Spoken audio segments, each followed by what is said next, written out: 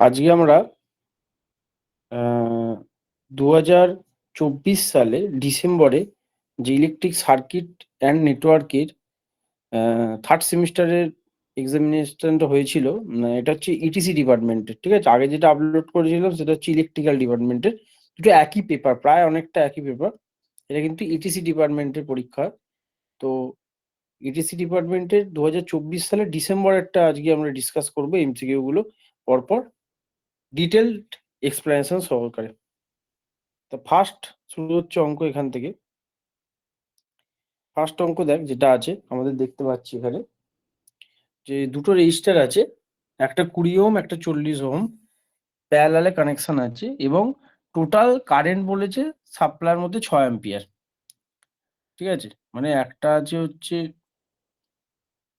20, একটা আছে 40। উপরটা ধর 20, তলাটা ধর 40। ঠিক আছে, এরম। আর বলেছে সাপ্লাই কারেন্ট, টোটাল কারেন্ট বা সাপ্লাই কারেন্ট যেটা, মানে এখান থেকে যেটা আসছে সেটা হচ্ছে 6 অ্যাম্পিয়ার। এগুলো কিন্তু ওহম, ঠিক আছে, এগুলো ওহম আছে, রেজিস্ট্যান্স আছে। আর 6 কিন্তু অ্যাম্পিয়ার। যদি হয় তাহলে 20 ওহমের মধ্যে কারেন্ট কত এটা বার করতে বলছে। 6 অ্যাম্পিয়ারটা হচ্ছে টোটাল কারেন্ট, আর তোকে বার করতে দিয়েছি ইন্ডিভিজুয়ালি 20 ওহম রেজিস্ট্যান্সের মধ্যে দিয়ে কারেন্ট কত। 20 ওহমের মধ্যে দিয়ে কারেন্ট কত হবে? 20 ওহমের মধ্যে কারেন্ট হবে, মানে একদম বেসিক রুলটা কোন যে আমি করি, যদি করি দেখতে পাবি।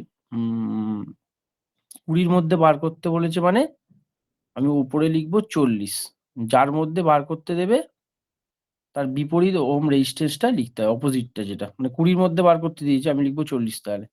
তারপর টোটাল রেজিস্ট্যান্স 20 প্লাস 40, 20 প্লাস 40। ওকে, আচ্ছা তাহলে এটা ক্যালকুলেট করবো।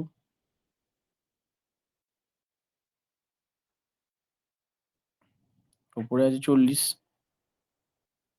তলায় আছে 40 প্লাস 20, 60। তাহলে এটা যদি তুই 6 দিয়ে কাটিস এটা 10 হবে, আর 10 হলে 4। তাহলে হচ্ছে অ্যান্সার 4 অ্যাম্পিয়ার। তাহলে আমার অ্যান্সার হলো 4 অ্যাম্পিয়ার। এটা করে দেখাতে হবে তোকে, ঠিক আছে। লিখতে হবে by current division rule. Current division rule বলে এটা করবি, ফুল মার্কস পুরো পেয়ে যাবি। ঠিক আছে, সার্কিট ফার্কিট না আঁকলেও হবে, কিন্তু তোকে লিখতে হবে যে কি মানে ফর্মুলাটা ইউজ করছিস। ফর্মুলা প্রত্যেকটা অঙ্কেই লেখা উচিত, যেগুলো ফর্মুলা দিয়ে হচ্ছে। এবার থিওরিটিক্যাল প্রশ্ন হয়তো আর বেশি ফর্মুলা অ্যাপ্লাই করা যাবে না। আচ্ছা, নেক্সট কোশ্চেন, আইডিয়াল কারেন্ট সোর্সের রেজিস্ট্যান্স কত? তা আইডিয়াল কারেন্ট সোর্সের রেজিস্ট্যান্স সেকেন্ড সেমিস্টারে এফটিপিলিতে বারবারই পড়ানো হয়, যে আইডিয়াল কারেন্ট সোর্সের রেজিস্ট্যান্স হয় ইনফিনিটি। আইডিয়াল কারেন্ট সোর্সের রেজিস্ট্যান্স হয়, ইন্টারনাল রেজিস্ট্যান্স হয় ইনফিনিটি। তাহলে এটা এক্সপ্লেনেশন কি হবে? এটা এক্সপ্লেনেশন হচ্ছে তুই ছবিটা এঁকে দে। সবচেয়ে ভালো যে আমাদের ছবি আছে ড্রয়িংটা এঁকে দে। সার্কিটের ড্রয়িং তুই এঁকে দিতে পারলেই হয়ে গেল। এটা হচ্ছে কারেন্ট সোর্স। আইডিয়ালের ক্ষেত্রে কি হবে? এটা ওপেন হবে। আইডিয়ালের ক্ষেত্রে কি হবে? এটা ওপেন। এখানে লিখে দেবো আর ইকুয়াল টু ইনফিনিটি। ঠিক আছে, আর এটা কারেন্ট সোর্স। এটা হচ্ছে আইডিয়াল কারেন্ট সোর্সের সার্কিট। ঠিক আছে,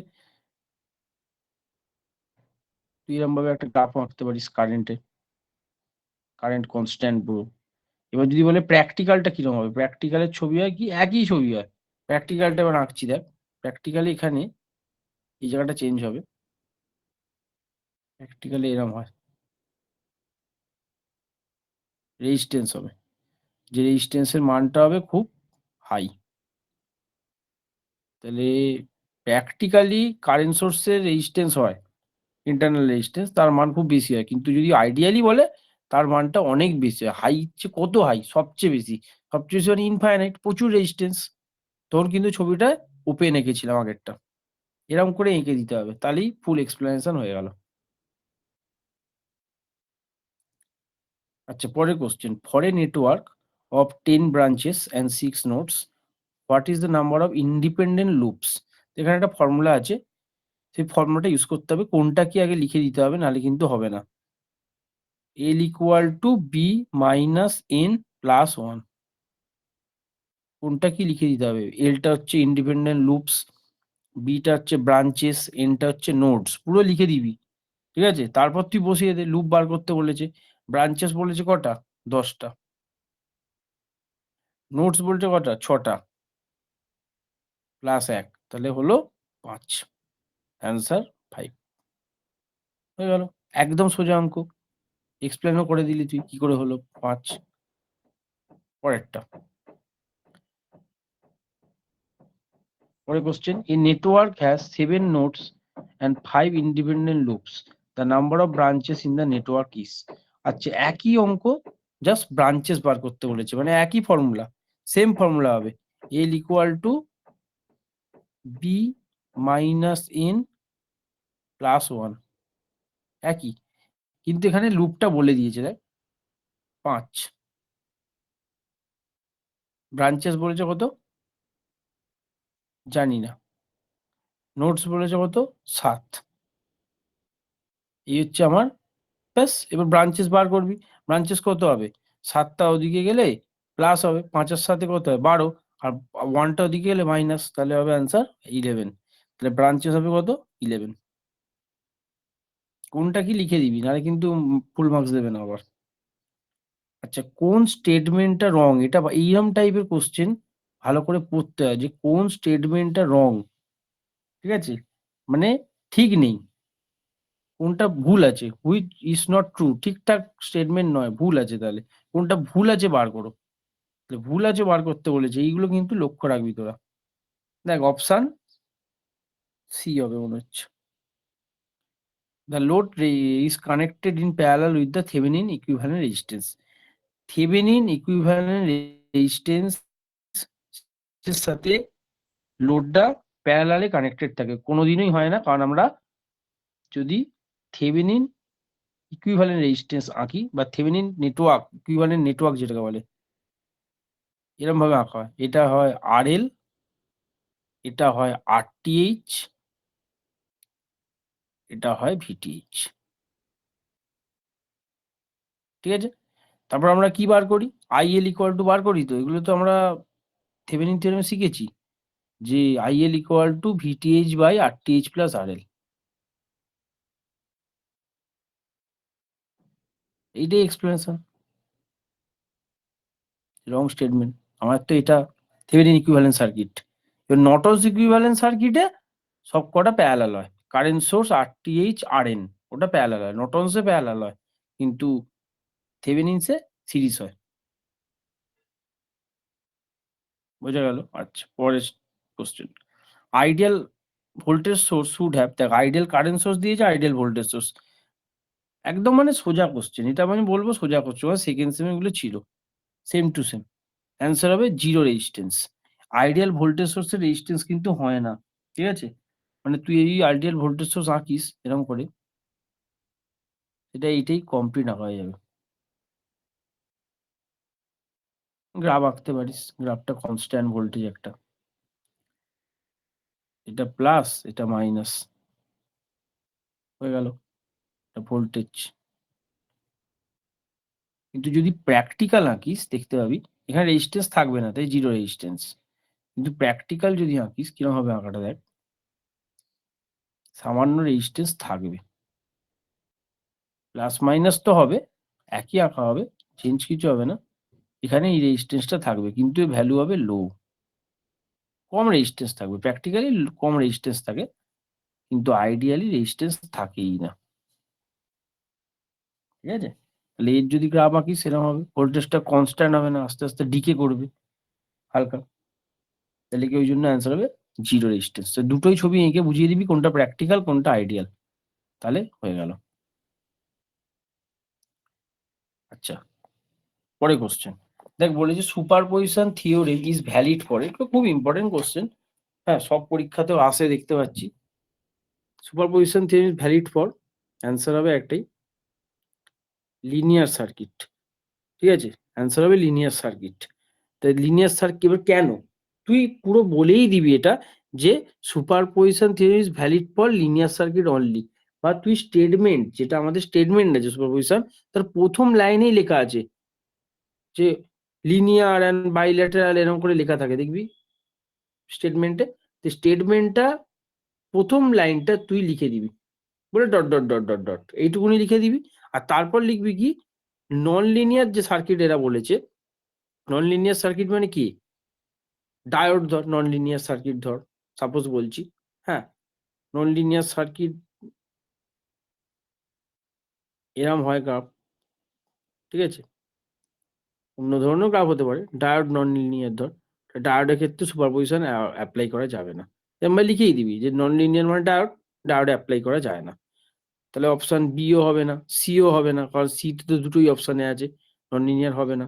হ্যাঁ, অ্যাক্টিভ এলিমেন্ট, অ্যাক্টিভ এলিমেন্ট মানে কি, অ্যাক্টিভ এলিমেন্ট মানে হচ্ছে ভোল্টেজ সোর্স, যেগুলো সোর্স সেগুলো, হ্যাঁ, সোর্সের কথা বলছি এখানে, কারেন্ট সোর্স, ভোল্টেজ সোর্স, হ্যাঁ, সেখানে অ্যাপ্লাই করা যাবে, কথাটা ঠিক, ভুল নয় যে সেখানে ভোল্টেজ, কিন্তু রেজিস্ট্যান্সও থাকতে হবে, প্যাসিভ এলিমেন্টও থাকতে হবে, অ্যাক্টিভ প্যাসিভ দুটোই থাকতে হবে। তো এই স্টেটমেন্টটা ঠিক প্রপার হচ্ছে না, লিনিয়ার সার্কিটটা হবে, তাই তুই স্টেটমেন্টটা লিখবি, লিখে নন লিনিয়ারটাও লিখে দিবি আর অ্যাক্টিভটাও লিখে দিবি, যে এদের অ্যাপ্লাই করা যাবে না, সোজা কথা যাবে না। ছবিটা এঁকে দিলে এঁকে দিবি, লিনিয়ার সার্কিটের ছবিটা কিরম হয়, লিনিয়ার সার্কিট হয় এরম, আর নন লিনিয়ারটা তো দেখালাম। আচ্ছা, দেখ, critical efficiency of a filter is defined as the point where gain falls, যেখান থেকে গেন ফল করছে, কোন পয়েন্ট থেকে, কোন কাট অফ ফ্রিকোয়েন্সি থেকে গেন ফল করে, ঠিক আছে, ছবি আঁকতে হবে, ছবি হচ্ছে অ্যান্সার, ছবিটা হচ্ছে দেখবি এরকম আঁকা আছে, তাহলে এই পয়েন্ট থেকে কাট অফ করেছে, তাহলে এই পয়েন্টটাকে কি বলে, কাট অফ ফ্রিকোয়েন্সি, লিখে দিবি কাট অফ ফ্রিকোয়েন্সি বলে, এখানটার মানই হয় কত, -3 dB, -3 dB হয়, ঠিক আছে, এই ছবি আগেও তোরা দেখেছিস, তাহলে ওই জায়গাটাকে বলবি কাট অফ ফ্রিকোয়েন্সি, আর এই পোর্শনটাকে বলবি পাস ব্যান্ড, এটা কি বলে পাস ব্যান্ড, আর এই পোর্শনটাকে বলে কি স্টপ ব্যান্ড, ঠিক আছে, এদিকে হয় গেন, এদিকে হয় গেন, আর এদিকে হয় ফ্রিকোয়েন্সি, অ্যাঙ্গুলার ফ্রিকোয়েন্সি বলে অবশ্য, অ্যাঙ্গুলার ফ্রিকোয়েন্সি ওমেগা দিয়ে ডিনোট করে অবশ্য, র্যাট পার সেকেন্ড বলে অ্যাঙ্গুলার ফ্রিকোয়েন্সিকে। ছবিটা এঁকে দিবি, তাহলে এক্সপেনশন হয়ে গেল, তাহলে অ্যান্সার হচ্ছে এইটা, 3 dB ফ্রম পাস ব্যান্ড। আচ্ছা, T type low pass filter কিরম দেখতে হয়, আগে দেখ T type low pass filter কিরম দেখতে হয় দেখে নে, তাহলে অ্যান্সার বুঝতে পারবি। এটা টি type low pass filter,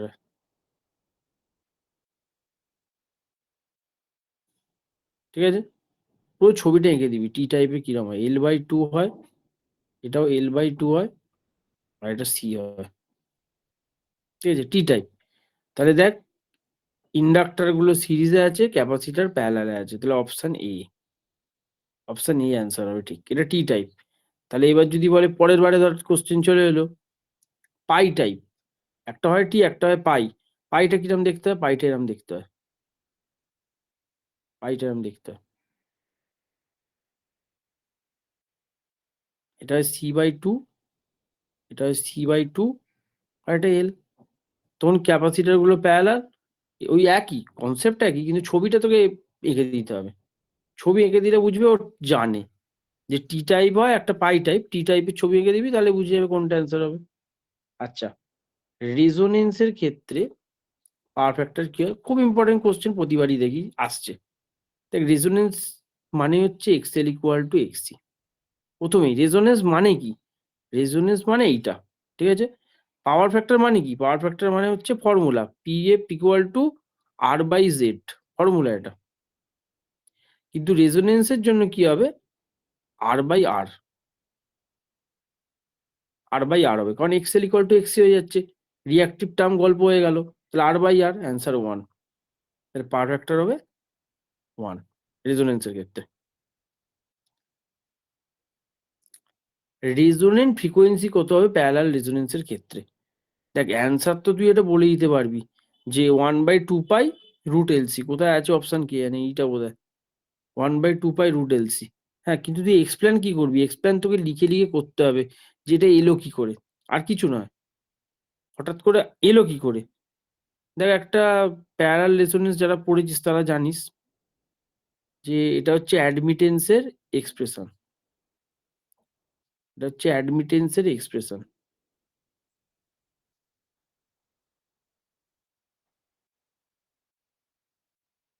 equal to zero, equal to zero হবে এটা। তাহলে এটা হচ্ছে অ্যাডমিটেন্স এ। এবার বলছে রেজোনেন্স কন্ডিশনে কি হয়, ইমাজিনারি পার্টটা জিরো হয়। ইমাজিনারি পার্ট মানে কি? ইমাজিনারি মানে হচ্ছে এই পার্টটা, এই যে ওয়ালা পার্টটা জিরো হয়। তাহলে এই পার্টটা যদি জিরো হয় তাহলে কি হচ্ছে ব্যাপারটা বোঝ। এটা পুরো লিখতে হবে খাতায়, নাহলে হবে না। 1/xc 1/xl 0, ঠিক আছে। এরপর দেখ কি করবি, এরপর একদম সোজা দুটো ইকুয়াল করে দে, দুটো ইকুয়াল করে দে, এক্সএল ইকুয়াল টু এক্সি। এটা তো জানিস প্রমাণটা, এক্সএল ইকুয়াল টু রেজোনেন্স মানে এটাই হয়, ঠিক আছে। এইগুলো নিয়ে ঘাবড়ানোর কিছু নেই। তাহলে এক্সএল মানে কি?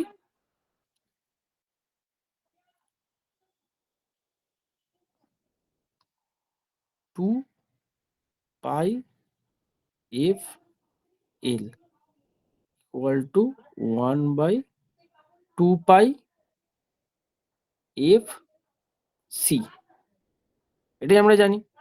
আচ্ছা, ওরা বলছে কি, শোন একটু, প্রমাণটা করার সময়, প্রমাণটা যখন করবো তখন একটু আলাদা হয়ে যায় আবার। দেখ 2πf কে বলে ওমেগা, 2πf কে কি বলে? ওমেগা। তাহলে লিখতে পারি omega L equal to one by omega C. তাহলে এবার ওমেগাটা এদিকে যদি নিয়ে চলে আসিস কি হবে, ওমেগা স্কোয়ার ইকুয়াল টু এলটা যদি তলায় নিয়ে চলে আসিস তাহলে 1/এলসি, ঠিক আছে। তাহলে ওমেগা ইকুয়াল টু কি হলো? ওমেগা ইকুয়াল টু হলো 1/√এলসি। এবার তুই যদি বলিস এফ ইকুয়াল টু কত হবে, এফ মানে তো আবার 2πf, 2পাইটা তলায় নিয়ে চলে যা, 2π√L/c, ঠিক আছে। তাহলে এরকম করে করবি প্রমাণটা, প্রমাণটা করা ছাড়া আর কোনো উপায় নেই। কি করে নাহলে এক্সপ্লেনেশন করবি, আর কোনো এক্সপ্লেনেশন হয়? যদি খুব একটা সময় না থাকে, একদম তো সময় পাচ্ছিস না, তখন কি করবি? তখন একটা কাজ করতে পারিস যে এইটুকুনি পার্ট অন্তত লিখিস, এক্সএল ইকুয়াল টু এক্সসি হয়, এই কনসেপ্টটা রেজোনেন্সে হয়, এইটুকুনি লিখবি। আর রেজোনেন্ট ফ্রিকোয়েন্সি কাকে বলে এর ডেফিনেশন যদি মনে থাকে এক লাইন লিখে দিতে পারিস, এটা নিয়ে কোনো অসুবিধা নেই, ঠিক আছে। বোঝা গেল তাহলে এটা? আচ্ছা, এর পরেরটা লিখি। অ্যাটিনিউটর অ্যাটিনিউটর বলে একটা কনসেপ্ট আছে। হ্যাঁ, অ্যাটিনিউটর ইকুইলাইজার। সেই অ্যাটিনিউটরে কি সার্কিটটা যেটা হয়, সে ইন্ডাকটিভ হয়, ক্যাপাসিটিভ হয়, রেজিস্টিভ হয়, কিরকম হয়? অ্যান্সার হবে এটা, অ্যান্সার হবে রেজিস্টিভ। ওকে, এবার তোকে ছবি এঁকে দিতে হবে, কারণ এক্সপ্লেনেশনটা কি হবে, এক্সপ্লেনেশনটা আমি বলছি, তুই চেষ্টা করবি সব ছবি এঁকে দেওয়ার, সব রেজিস্ট্যান্স, সব রেজিস্ট্যান্স।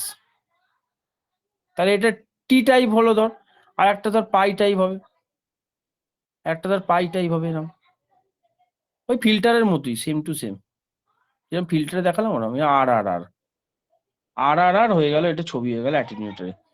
লিখবি কি? মেন কথা হচ্ছে অ্যাটিনিউটর যদি পড়ে থাকিস তাহলে বুঝতে পারবি অ্যাটিনিউটরের মেন কাজ হচ্ছে অ্যাম্পলিটিউডকে রিডিউস করা। ফ্রিকোয়েন্সি ওখানে কোনো চেঞ্জ হয় না, ফ্রিকোয়েন্সি কনস্ট্যান্ট থাকে।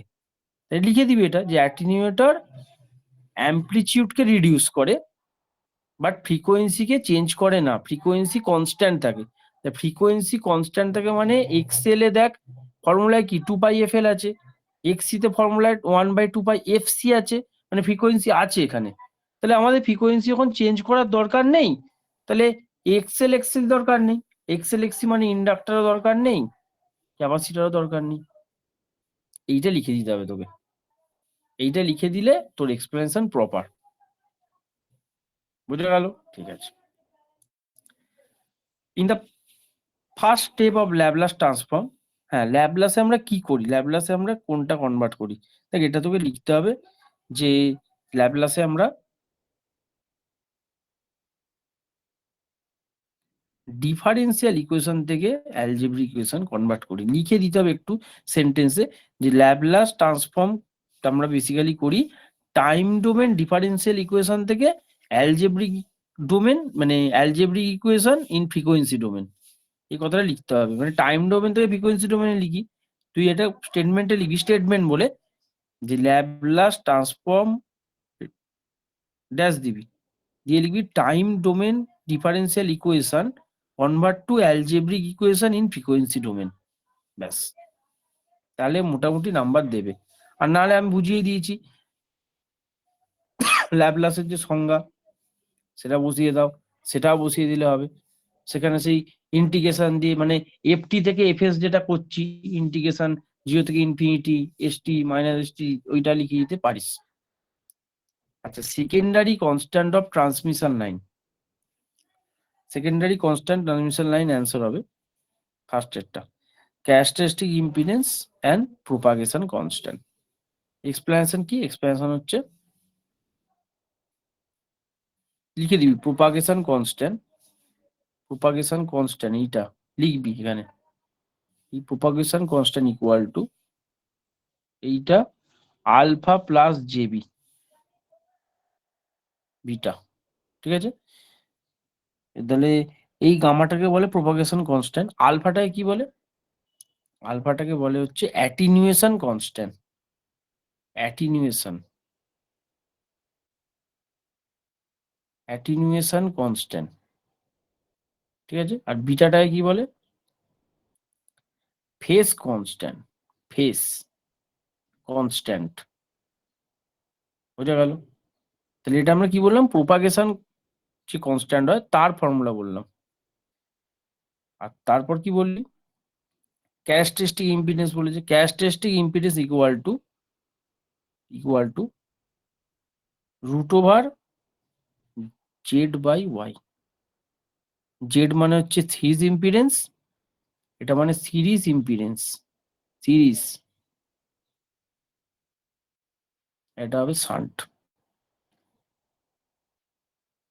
শান্ট অ্যাডমিটেন্স, ঠিক আছে? সিরিজ ইম্পিডেন্স শান্ট অ্যাডমিটেন্স, কিন্তু অ্যাডমিটেন্স মান কিন্তু এডি দিয়ে হবে, এমআই টিটিএন সি, ঠিক আছে? ওটা কিন্তু ইম্পিডেন্স হবে, ইম্পিডেন্স, ইম্পিডেন্স মান যেরকম হয় ডিএনসি। তো পুরো ইকুয়েশন প্রপার লিখতে হবে খাতায়, তাহলে কিন্তু হবে না। আমি যা এগুলো পড়াচ্ছি এগুলো সবকটা খাতায় লিখে নিবি, তাহলে মনে থাকবে, বারবার এগুলোই করবি। এর মধ্যে যদি কিছু কমন চলে আসে তাহলে মনে হবে যে আমি এগুলো করে লাভ হয়েছে, ঠিক আছে? আচ্ছা, এরপরে question, last question, characteristic impedance, ওইটা নিয়ে কোশ্চেন। কোন ক্যারেক্টারিস্টিক ইম্পিডেন্স হয় রুট এল বাই সি, ঠিক আছে? রুট এল বাই সি হয়, তো লিখে দিবি Z zero equal to root L by C,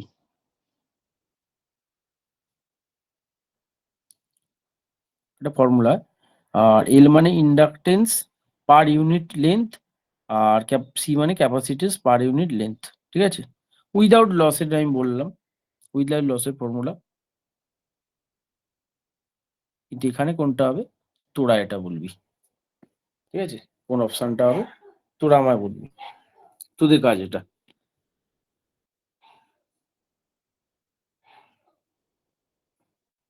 এখানে ডেফিনেশনটা লিখে দিবি, তাহলেই হবে যে ক্যারেক্টারিস্টিক ইম্পিডেন্স ডেফিনেশনটা কি, কাকে বলে এটা। কিছু কিছু জায়গায় কাকে বলে লিখে দিলে হবে, যেমন থেভেনিন থিওরেম দিয়ে কোনো কোশ্চেন দিলে, মানে অঙ্ক যদি না দেয় তাও ঠিক আছে, অঙ্ক যদি দেয় তখন অঙ্ক করতে হবে, নাহলে তুই স্টেটমেন্ট লিখে দিতে পারিস, ভুল নয়। তাহলে আমরা কি করলাম আজকে? আজকে আমরা 2024-এর পেপারটা ডিটেল সলিউশন করলাম। করার পর এবার তোরা খাতাগুলো পরপর টুকে নিবি। হ্যাঁ, টুকে নেওয়ার পর যদি কোনো ডাউট থাকে আমায় কোশ্চেন করতে পারিস, ডাউট তো থাকতেই পারে। ডাউট যদি থাকে কোনো কারণে তখন আমায় মেসেজ করবি, চেষ্টা করবো সলিউশন